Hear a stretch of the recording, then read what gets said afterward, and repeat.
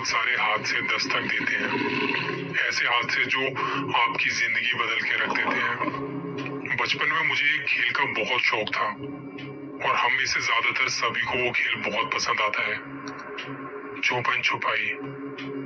School में 4-5 घंटे की पढ़ाई के बाद घर लौटना और इंतजार करना कि कब खेलने को मिलेगा। शाम को लगभग सारे मोहल्ले के बच्चे इकट्ठा होके कुछ न कुछ खेलने में लग जाते थे। कभी कभी खेलते खेलते पता नहीं चलता था कि रात हो गई। उस दिन भी कुछ ऐसा ही हुआ था जब मैं अपने दोस्तों के साथ खेल रहा था और अचानक से 8 बजे के आसपास लाइट चली गई। पहले लाइट जाने की दिक्कत ज्यादा होती थी और पुराने जमाने के घर भी कुछ ऐसे होते थे कि जर्जर होती दीवारें, आवाज करते घर के दरवाजे और एकदम सन्नाटा। गाड़ियों की आवाज भी बहुत कम। वैसे तो हम 7 बजे तक खेल के घर चले जाते थे, पर उस दिन शनिवार था और अगले दिन छुट्टी थी। खेल खेल में टाइम का पता ही नहीं चला। लाइट जाते ही बच्चों ने शोर मचाना शुरू कर दिया। सर्दियों के दिन थे, किसी ने शॉल ओढ़ा हुआ था, कोई आग के सहारे गप्पे लड़ा रहे थे और हम बच्चे, हमें खेलना था छुपन छुपाई। मुझे ये खेल खेलने में बहुत ज्यादा मजा आता था और बाकी बच्चों को भी लगा कि अंधेरे में और भी ज्यादा मजा आएगा। मैंने और मेरे एक साथी ने कुछ खुफिया जगह ढूंढ रखी थी कि जब हमारी बारी आएगी तो हम वहां छुपेंगे। वो एक पुराना घर था जहां एक बैठक थी, बड़ा सा कमरा और एकदम शांति। बदबू भी आती थी पर छुपने के लिए बहुत अच्छी जगह थी। वहां किसी का भी पहुंचना बड़ा मुश्किल था। मोहल्ले से थोड़ी दूरी पर थी वो बैठक। दिन में उसके अंदर एक बूढ़े बाबा सोते थे। वो बैठक उन्हीं की थी। कभी कभी दिन में उसमें जाते तो वो वहां से हमें भगा देते थे, पर रात को वहां कोई नहीं जाता था। हमारी एक दोस्त स्वाति, उसने कहा कि तुम लोग छुप जाओ, मैं तुम्हें ढूंढने आती हूँ। 1, 2, 3, 4, 5। तुम लोग छुपे के नहीं? 6, 7, 8, 9, 10। मैं आ रही हूँ।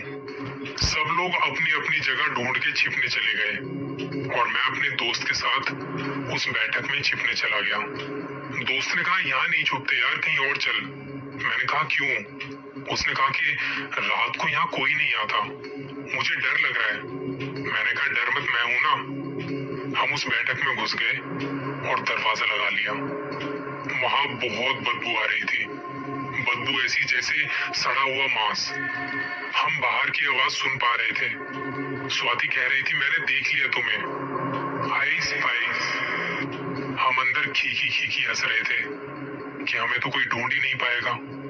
स्वाति की आवाज हमारे पास पहुंच रही थी। लग रहा था कि वो हमारी तरफ ही आ रही है। हम दोनों एकदम शांत बैठे थे। अब वो बदबू भी बहुत तेज हो चली। दोस्त ने कहा, बाहर निकलते हैं, बहुत तेज बदबू आ रही है। मैंने कहा बस 2 मिनट रुक जा, स्वाति बाहर ही है। हम दोनों ने बिना कुछ कहे मुंह पर हाथ रख लिया और नाक को बंद कर लिया। थोड़ी देर में लगा कि स्वाति जा चुकी है, क्योंकि आवाज अब आ नहीं रही थी। तो मैंने अपने दोस्त को कहा, चल अब दरवाजा खोल के बाहर चलते हैं। हम दोनों उठे और दरवाजा खोलने गए। तभी हमें बाहर से आवाज आती है, मैंने तुम्हें देख लिया है, तुम दोनों अंदर ही छिपे हो ना, बड़े शैतान हो तुम दोनों, रुको अभी बताती हूँ तुम्हें।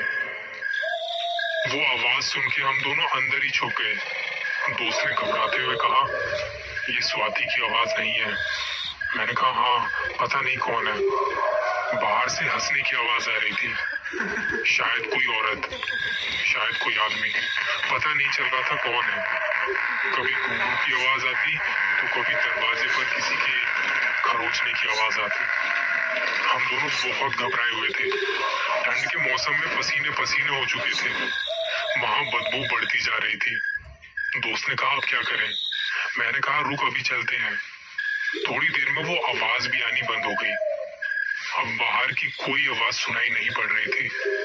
हमें लगा कि ये अच्छा मौका है, चलते हैं।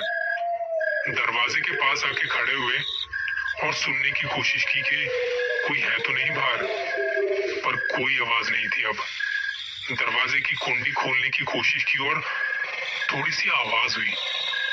वो आवाज दरवाजे की नहीं थी, बैठक के अंदर से किसी की सांसें लेने की आवाज आ रही थी। और अब वो घुंघरू की आवाज भी अंदर से ही आ रही थी। हमने दरवाजा खोल के भागने की कोशिश की, लेकिन दरवाजा नहीं खुला। हम दोनों हड़बड़ाते हुए दरवाजा पीटने लगे और रोने लगे। डर लग रहा था वहां। तभी किसी के हंसने की आवाज पीछे से आई। मैंने तुम्हें देख लिया है, आइस पाइस, कहाँ छुपे हो तुम दोनों? हम रो रहे थे, बोल रहे थे कि हमें जाने दो, घर वाले इंतजार कर रहे होंगे, हमें जाने दो। अच्छा, तुम्हें जाने दूं? तुम दोनों तो मुझे बहुत पसंद हो। चॉकलेट खाओगे? मेरे पास आओ, आओ ना, मैं तुम्हें कुछ नहीं करूंगी। वहां हम दोनों को अंदर कोई नजर नहीं आ रहा था, अंधेरा भी बहुत था। और अब आवाज आ रही थी जैसे जैसे कोई कुछ चबा रहा हो। कभी लगता कोई औरत, कभी लगता कोई आदमी। हम दोनों जोर जोर से दरवाजे को बजा रहे थे कि कोई सुन के मदद करने आएगा, पर वहां मदद के लिए कोई नहीं था। दोस्त रोते रोते खांसने लगा, उसे बहुत खांसी होने लगी और खांसते खांसते वो वहीं गिर पड़ा। मैंने उसे उठाने की कोशिश की, उठ यार, उठना, पर वो नहीं उठा। और अब फिर से हंसने की आवाज आने लगी। आइस पाइस, छुपन छुपाई खेलोगे मेरे साथ? मैं रो रहा था, प्लीज मुझे जाने दो, मैं मरना नहीं चाहता। आज के बाद कभी ऐसा नहीं खेलूंगा, कभी नहीं खेलूंगा ये खेल, मैं कभी नहीं आऊंगा यहाँ पे, मुझे माफ कर दो। तभी वहां किसी के जोर से हंसने की और भयानक सी आवाज आई, जिसे सुन के मैं गिर पड़ा। और उसके बाद मुझे कुछ भी याद नहीं। सुबह उस बैठक में सोने वाले वो बूढ़े बाबा आए और उन्होंने दरवाजा खोला तो हमें वहां बेहोश पाया। उन्होंने हमारे घर वालों को बताया। वो लोग रात से परेशान थे। वो लोग आए और हमें अस्पताल लेके गए, जहां कुछ दवाइयां चढ़ी और 2 घंटे बाद हमें होश आया। हम उस वक्त भी बहुत कांप रहे थे। घर वालों ने कहा, तुम वहां करने क्या गए थे, क्यों गए थे? मैंने कहा, रात को जब लाइट चली गई थी, हम छुपन छुपाई खेल रहे थे और हम दोनों वहां छिपने के लिए गए थे। वहां हमसे कोई बात कर रहा था, कह रहा था कि हमारे साथ खेलोगे। इसके बाद हमें कुछ भी याद नहीं। वो बैठक वाले बूढ़े बाबा भी वहीं थे। उन्होंने बताया कि रात को उस बैठक में कोई नहीं रहता, मैं भी बस दिन में वहां रहता हूँ। जब ये बैठक बन रही थी तब कुछ हिजड़ों का झुंड वहां पे आया था। वो नाच रहे थे, गा रहे थे, बैठक की छत पर चढ़ गए। छत कच्ची होने की वजह से छत गिर पड़ी और उसमें दब के 8-10 जने मर गए थे। रात का वक्त था और उन्हें वहां से खींच के जल्दी जल्दी कहीं लेके गए और उनका अंतिम संस्कार कर दिया गया। उसके बाद से इस बैठक में रात को कोई नहीं आता जाता। उनकी आत्मा अभी भी वहां भटकती है। इसी वजह से मैं उस बैठक में किसी को वहां दिन में भी नहीं घुसने देता। मेरी तो उम्र हो चुकी है, मैं नहीं चाहता किसी के साथ कुछ बुरा हो। शुक्र है तुम दोनों बिल्कुल ठीक हो। हम दोनों को कुछ वक्त लगा इस सदमे से उभरने में। उस हादसे के बाद से हमने रात को खेलना बंद कर दिया और उस बैठक के पास जाना बिल्कुल बंद कर दिया। बचपन की वो भयानक रात और वो हादसा आज भी याद करके रूह कांप उठती है। मैंने तुम्हें देख लिया है, आइस पाइस।